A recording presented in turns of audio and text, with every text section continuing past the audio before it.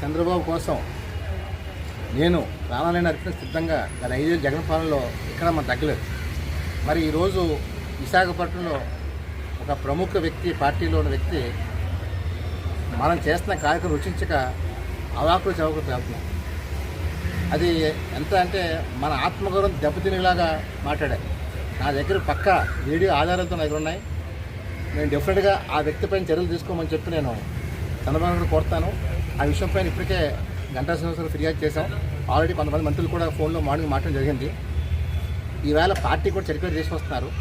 అంటే కేవలం ఆ స్థానంలో ఉన్నామని చెప్పి భూదోపిడీలు, సెటిల్మెంట్లు విశాఖపట్నంలో చాలా యథేచ్ఛంగా కొనసాగుతున్నాయి. ఇది పార్టీకి చాలా చెడ్డ పేరు.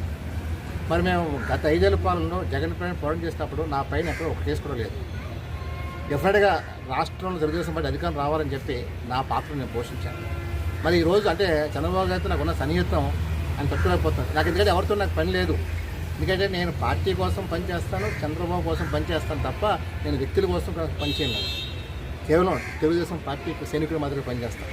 మరి అలాంటి వ్యక్తి వేళ నన్ను 10 మందిలో నా సమక్షంలోనే అన్నప్పుడు ఆ వీడియో కూడా నా దగ్గర ఉంది.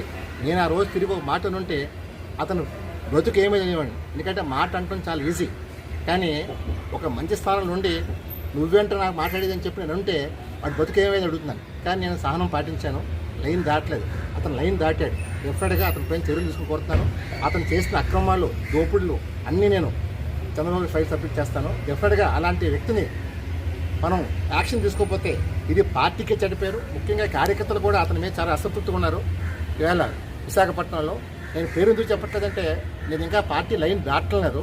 డెఫినెట్గా చంద్రబాబు గారి దృష్టికి తీసుకెళ్ళినప్పుడు డెఫినెట్గా సార్ యాక్షన్ తీసుకున్నప్పుడు ఆ వ్యక్తి ఎవరు మీకు తెలుస్తుంది. డెఫినెట్గా చంద్రబాబు గారు పెరుగుతున్న విశాఖ పర్యటనలో ఉన్నారు.